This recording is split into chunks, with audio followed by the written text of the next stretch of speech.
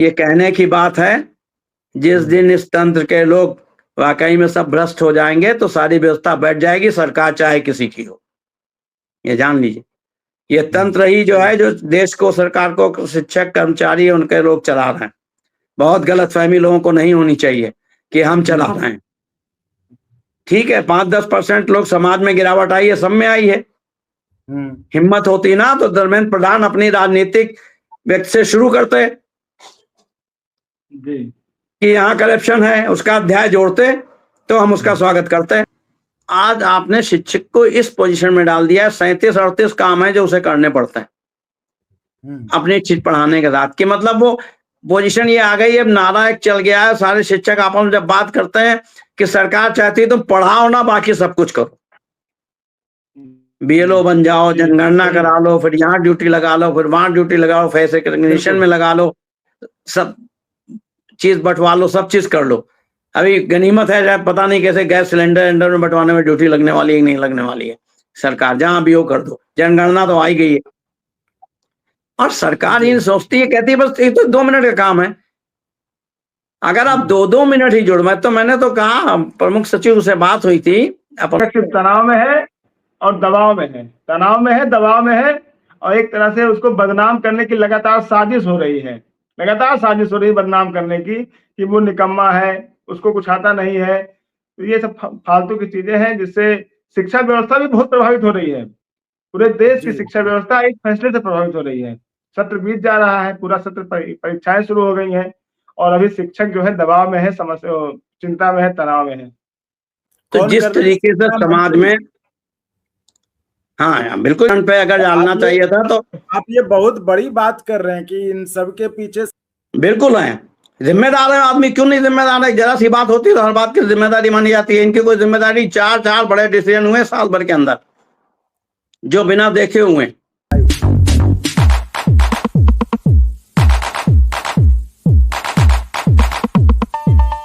अगर मैं आपको गंभीरता से कहूं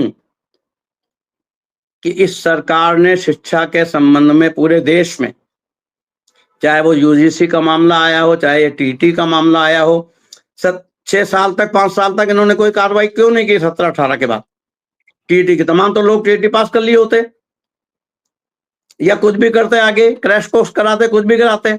अब आकर के इन्होंने तलवार लटका दी 2 साल की। तो अगर यही करना था तो पहले कर लेते। जी हाँ, ये सब कौन कर रहा है? ये कर रहे हैं शिक्षा मंत्री जी, या तो जानबूझ के कर रहे हैं, या तो ऊपर से उनको कोई इशारा है। तो जिस तरीके से समाज में, हाँ बिल्कुल, ये जो वहाँ के संसाधन मंत्री हैं, जो पूरा शिक्षा देखते हैं, ऐसा ही अभी जो किताबें आपने देखा, सुप्रीम कोर्ट ने सत्ता संज्ञान लेकर के जो करप्शन के ऊपर जो है, अरे करप्शन पे अगर डालना चाहिए था तो आप ये बहुत बड़ी बात कर रहे हैं कि इन सब के पीछे शिक्षा मंत्री ही हैं। बिल्कुल है, जिम्मेदार है आदमी, क्यों नहीं जिम्मेदार है? जरा सी बात होती है तो हर बात की जिम्मेदारी मानी जाती है। इनकी कोई जिम्मेदारी, 4 बड़े डिसीजन हुए साल भर के अंदर जो बिना देखे हुए। यूजीसी में पहले जो व्यवस्था थी उसके अंदर अपील की, उस आदमी को अधिकार जाने का था। हम लोग कोई उसके विरोध में नहीं थे। संवैधानिक जो व्यवस्थाएं हैं उसका विरोध कर्मचारी संगठन नहीं करते हैं, न व्यक्तिगत रूप से करना चाहिए। और अगर करना भी है तो हमारे पास लीगल राइट है या अपना लोकतांत्रिक ढंग से, लेकिन इन्होंने उसको उस बार हटा दिया। क्यों हटा दिया? तो ये एक सोची समझी रणनीति है। क्यों जिम्मेदार नहीं है शिक्षा मंत्री? हर एक चीज के लिए तो जिम्मेदार ठहराया जाता है। तो ये, और शिक्षा विभाग में बराबर हो रहा है। सुप्रीम कोर्ट ने कहा है कि उन लोगों को हटाइए, उन प्रोफेसर्स को जिन्होंने ये बराबर रखा। अगर करप्शन के बारे में रखना था तो समाज के हर संभव का एक सामान्य तरीके से रखते आप। आपने केवल न्याय विभाग का या सुप्रीम कोर्ट का या अदालतों का रख दिया। और इसकी एक बाकायदा कमेटी होती है, सब लोग बात करते हैं। करप्शन का समर्थन कौन कर सकता है? कोई नहीं करेगा। लेकिन अगर पीढ़ी को, समाज को, शिक्षक को समझाना है तो ऐसे नहीं कहता है। तो ये सारी स्थितियां है। बिल्कुल जिम्मेदारी से, मैं बहुत जिम्मेदारी से कह रहा हूँ। इन 4-5 डिसीजन के लिए जो पिछले 1 साल में हुए शिक्षा विभाग में, शिक्षा मित्र जिम्मेदार हैं, उनको जिम्मेदारी अपनी लेनी चाहिए। और किसी का नुकसान नहीं होगा। सरकार, अरे आपने पहले नुकसान करने का कार्यक्रम यूजीसी कर दिया, फिर आके कह रहे हैं किसी का नुकसान नहीं होगा। नहीं तो किसी का नुकसान कैसे नहीं होगा? सुप्रीम कोर्ट ने तो वक्त बांध दिया है कि 2 साल में आपको करना है, और 2 हाँ, साल करना में 5-6 महीने समझ बीत रहा गए। है। अभी हम लोगों ने इसमें आपको एक जानकारी और देना चाहें। अभी जब हम लोग सुप्रीम कोर्ट गए तो एक दिन पहले हम लोग सुप्रीम कोर्ट के वकील से भी मिले थे, जो एक याचिका पहले से चल रही थी उसको फिर पुनर्जीवित कर रहे हैं, जिसमें कि जो मृतक आश्रित शिक्षक कर्मचारी हैं जी। उनके बारे में केस चल रहा था। अच्छा। वो तो क्लियर केस है। बाकी सब में तो नोटिफिकेशन में विज्ञापन चाहिए। भाई किसी शिक्षक की डेथ हुई, कंपल्सन ग्राउंड पर उसके वार्ड को नौकरी मिल गई जो रखता था, जी जी। अगर तुरंत मिल गई आपने और आपने 4 साल लगा दिए तो 2005 के बाद हो गई, तो कह रहे हो आप पेंशन नहीं मिलेगी। इसके लिए हम जिम्मेदार नहीं है। केंद्र सरकार ने इसमें बाकायदा नियम जारी किया, उसके बावजूद भी राज्य सरकार नहीं कर रही। ये सारी बातें राजनाथ जी को बताई गई। अच्छा। तो उन्होंने कहा, बहुत गंभीरता से सुना। कहा क्या उन्होंने? अब ये जैसे हाँ, मैंने बताया ना, शिक्षक के दिमाग में भी यही है कि उनकी नौकरी बचेगी कि नहीं बचेगी, क्या होगा मान लीजिए, तो क्या कहें? ठीक है, आपने तो ये कहा कि हाँ मिले और उन्होंने गंभीरता के साथ आश्वासन दिया, तो आप लोग नहीं सुना। देखिए, टीचर्स के बारे में हमने उनसे साथ कहा, क्योंकि वो खुद भी टीचर रहे हैं, वो तो खुद भी शिक्षक रहे हैं, उनको ज्यादा कुछ बताने की जरूरत नहीं है। ठीक है, उनको यही हम लोगों ने कहा कि आप तो खुद शिक्षक रहे हैं, तो जो बाध्यता जो एनसीईआरटी में छूट दी गई थी पहले से टीटी के प्रकरण, उस छूट को बरकरार रखा जाना चाहिए। ये हम कोई नई मांग नहीं कर रहे हैं, ये सरकार ने समस्या हमारे ऊपर लाद दी है, बल्कि हमारे जो है वो जीवन संघर्ष का मरण का प्रश्न आ गया है। लोगों की नौकरी, पेंशन सब उससे जुड़ी हुई है। बिल्कुल बिल्कुल। और ये केवल प्रदेश का मामला नहीं है, ये पूरे देश का मामला है। तो उन्होंने कहा नहीं, गंभीरता से मैं इस पे मुख्यमंत्री से बात करूंगा और इसको हल कराऊंगा, आप लोग थोड़ा धैर्य रखिए। इतनी बात हमसे हुई है। ये 2 बार उन्होंने कहा। हमने कहा धैर्य तो रखे हैं, लेकिन ये 2-1 प्रकरण ऐसे हैं जिनमें अगर अभी निर्णय नहीं हुआ तो फिर आप कहेंगे अब समय बीत गया। तो ऐसी स्थिति नहीं आनी चाहिए। सारे शिक्षक संगठन, कर्मचारी संगठन, प्रदेश के, देश के सब एकजुट हो रहे हैं। सरकार को इस मुगालते में नहीं रहना चाहिए कि कोई बड़ा आंदोलन नहीं रह सकता है। किसी भी समाज को आप जब दीवार तक धकेल के खड़ा कर देंगे तो याद रखिए उसके बाद वो पलट के खड़ा हो जाएगा, क्योंकि उसके पास उसके कोई विकल्प नहीं रहता। और सरकार को ये मानना चाहिए। मैं तो समझ नहीं पा रहा हूँ कैसे लोग कर रहे हैं। 30-40 वर्ष का मेरा अनुभव है कि हम तो आपके ही अंग हैं। सरकार के सही की योजनाओं को सारे लोग क्रियान्वित ना करें तो सरकार का क्या होगा? जो सारा ढोल पीट रहे हैं आप, चाहे ट्रिलियन इकोनॉमी का हो, चाहे नई नई योजनाएं लागू करने का हो, तो हम ही लोग तो लागू करते हैं। आज ग्राम रोजगार सेवक से लेके आशा बहू से लेके सारे लोग पीड़ित हैं, उनको मानदेय नहीं मिल रहा है। कितनी बार हम लोग कह चुके कि आप मानदेय का बहुत सीधा सा फंडा है कि मानदेय जिस पद के लिए आप रख रहे हैं उस पद का कम से कम उतना वेतनमान तो आप पर डे के हिसाब से दीजिए। बाकी सुविधाएं चलिए आप नहीं दे रहे हैं, कोई बात नहीं है, लेकिन वेतन तो दीजिए। ये 1000, 2000, 4000, 6000, 8000, 17000, 18000, 26000 ये जो श्रेणी करी है, तो सरकार को एक इसमें फार्मूला कर देना चाहिए कि किसी सरकार का जो उसका मूल वेतन है उसमें महंगाई भत्ता जोड़ करके उसको कम से कम इतना मिलेगा। और देखिए, मैं आपको बताऊं, इस वेतनमान के बारे में सुप्रीम कोर्ट ने कहा है कि आप चाहे संगत, चाहे मानदेय, चाहे डेली वेजेस, चाहे वर्क चार्ज, चाहे किसी भाषा में कहें, सुप्रीम कोर्ट ने सारे केसेस में एक कैटेगरी मानी है, regular and other than regular.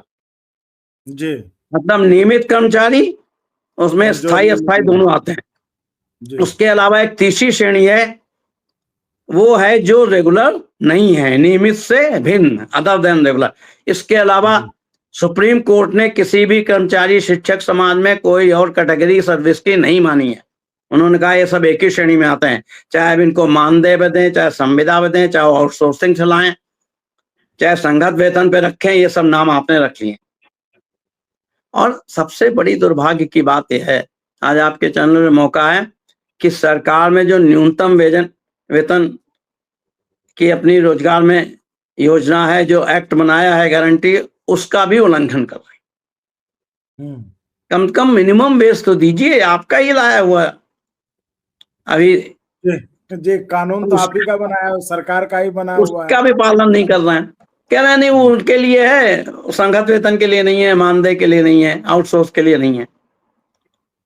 तो ये स्थिति है और हमारा संगठन ही नहीं, सारे संगठन प्रदेश में इसको लेकर के जागरूक हैं। खासकर जो 2-3 मुद्दे हैं, अभी ओपीएस का मुद्दा चल ही रहा था, उस पे उन्होंने एनपीएस ले आए, फिर यूपीएस ले आए। मतलब जब बराबर हम लोग जब तैयारी करते थे, पढ़ाई करते थे, तो लगता था कि सरकारी नौकरी हो जाए तो जीवन निश्चिंत हो जाएगा। लेकिन अब जब देखते हैं सरकारी कर्मचारियों की समस्याओं को देखते हैं तो रहते हैं बाप रे कितना समस्या है, तनाव में है। कर्मचारी और शिक्षक सिर्फ तनाव में है और दबाव में है, तनाव में है, दबाव में है, और एक तरह से उसको बदनाम करने की लगातार साजिश हो रही है, लगातार साजिश हो रही है बदनाम करने की कि वो निकम्मा है, उसको कुछ आता नहीं है। तो ये सब फालतू की चीजें हैं जिससे शिक्षा व्यवस्था भी बहुत प्रभावित हो रही है। पूरे देश की शिक्षा व्यवस्था एक फैसले से प्रभावित हो रही है। सत्र बीत जा रहा है, पूरा सत्र, परीक्षाएं शुरू हो गई हैं और अभी शिक्षक जो है दबाव में है, समस्या, चिंता में है, तनाव में है। तो इन सब अरे चंदन जी, जी सर बोलिए चंदन जी सर। शिक्षक की तो ये स्थिति है, सरकार ने बना दिया। और दुख की बात जानते हैं आप क्या है? इसका सकारात्मक पक्ष जो शिक्षक के पक्ष में उसको कोई देख नहीं रहा, ये बहुत दुख की बात। और इनके लिए चेतावनी भी है। पिछले 10-15 सालों में, मैं केवल शिक्षक कर्मचारी नेता होने के नाते कह रहा हूँ, एक नागरिक होने के नाते आपको बता रहा हूँ, पिछले 10-15 सालों में शिक्षा के क्षेत्र में, विद्यालयों के में बहुत सुधार हुआ। इंफ्रास्ट्रक्चर में भी हुआ है, पढ़ाई पे भी हुआ है, क्षेत्र में भी हुआ।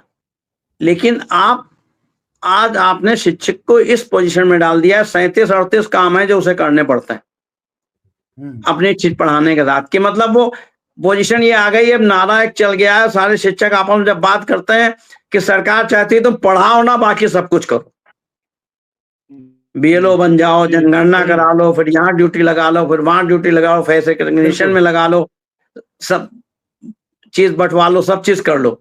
अभी गनीमत है, पता नहीं कैसे गैस सिलेंडर में बंटवाने में ड्यूटी लगने वाली है नहीं लगने वाली है।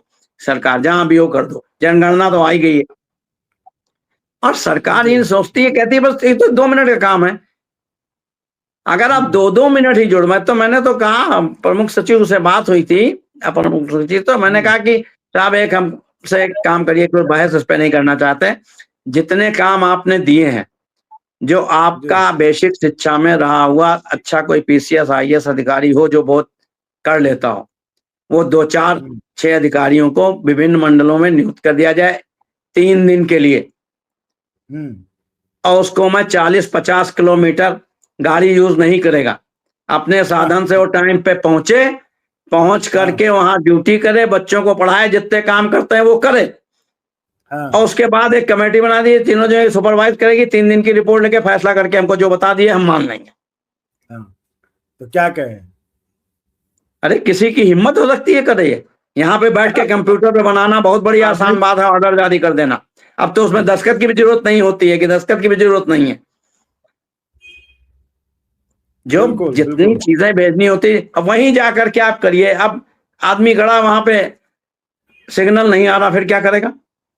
10 मिनट उसका इंतजार करे, 10 मिनट चला गया उसका, 15 मिनट, फिर आप लेट हो गए, फिर जाते वक्त करिए, राइट? सब जोड़िए तो 3.5-4 घंटा इसी का हो जाता, पढ़ाएगा कब?